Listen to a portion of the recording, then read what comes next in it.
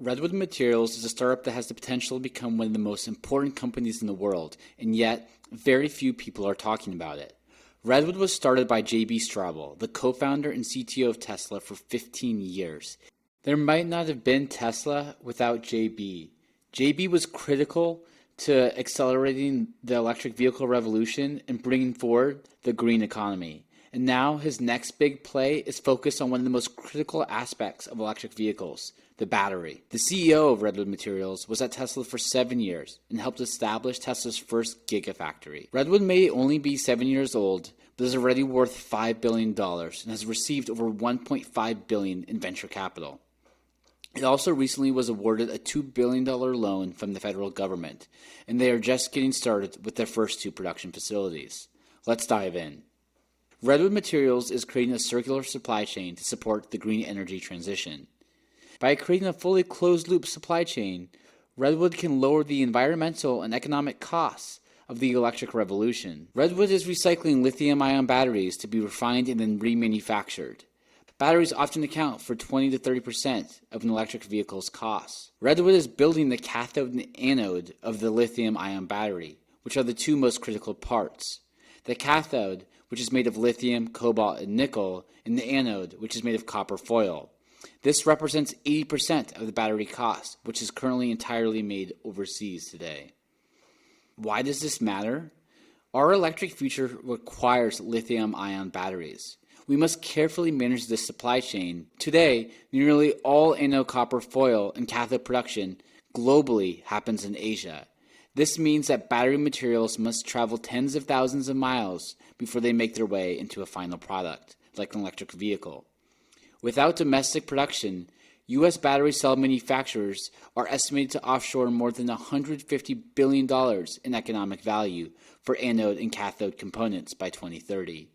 Interestingly, all the critical materials inside our batteries, the lithium, the cobalt, the copper, are infinitely recyclable. So, a robust end-of-life cycle process for our batteries is how we can create a sustainable closed loop. This is a huge unlock and a new source of raw materials. Today, only 5% of lithium-ion batteries are getting recycled. There's tremendous opportunity to create an urban mine. Lithium-ion battery demand is expected to increase by 500% in the coming years, and so we're going to need to recycle a lot of these batteries as they wear out over time. Redwood is in the business of creating cathode and anodes, the 2 most critical parts in the battery, accounting for 80% of its cost. While Redwood's goal is to do this entirely with recyclable materials, we are still early in EVs being ready to recycle.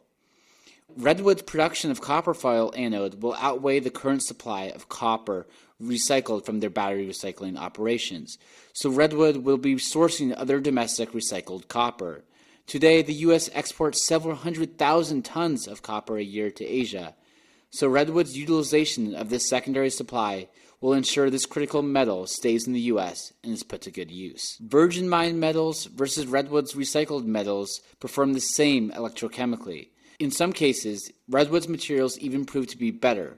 This study has been independently validated by the Department of Energy, Argonne National Laboratory. In 2022, Redwood worked with California auto dealers and dismantlers, collecting 1,268 battery packs across 19 car models and achieved 95% recyclability of the materials. Redwood worked closely with the Automotive Recyclers Association, the California Auto Dismantlers and Recyclers Alliance to logistically acquire all these electric vehicle batteries for recycling and then remanufacturing. Redwood is working closely with these car dealers and dismantlers to identify and recover end-of-life battery packs.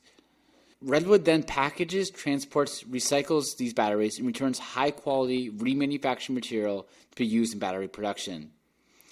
Redwood's first production facility is in Reno, Nevada, and it plans to support the copper foil production for nearly 1 million electric vehicles. Their second facility is in Charleston, South Carolina. This will produce 1,000 gigawatts of both cathode and anode components a year for 1 million EVs, and has the potential to expand for 5 million EVs a year. Like the Nevada plant, it will be 100% electric powered.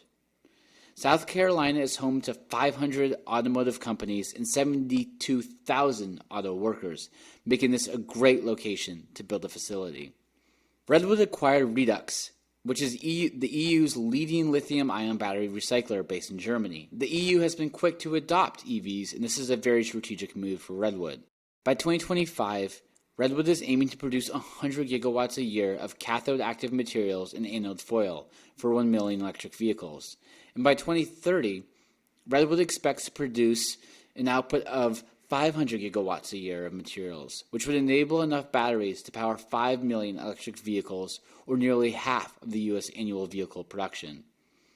Redwood has already established a wide range of incredible partnerships.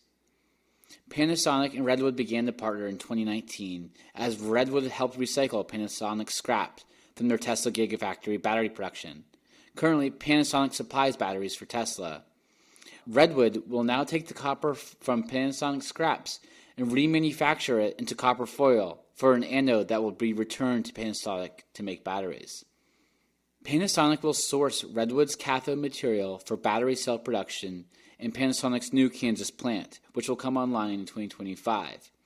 This will be the first time cathode and anode has been produced in North America at a gigafactory scale and used by a U.S. battery cell manufacturing company. Ford, the original automaker, was Redwood's first major automaker partnership. Redwood will recycle Ford's old EVs and eventually supply them back with sustainable battery materials. As part of this partnership, Ford invested $50 million into Redwood Materials. Volvo followed Ford's footsteps and also decided to partner with Redwood Materials to secure pathways for their end-of-life batteries. Redwood did the same with Toyota. Toyota is the first company to recycle a lithium-ion battery from their Prius and other electric cars and then reuse those in their EV production. Volkswagen and Audi are also working with Redwood Materials, and Volkswagen has an established network of 1,000 dealers that they're working with to recover, safely package, transport, and recycle end-of-life EV batteries from Volkswagen Audi vehicles.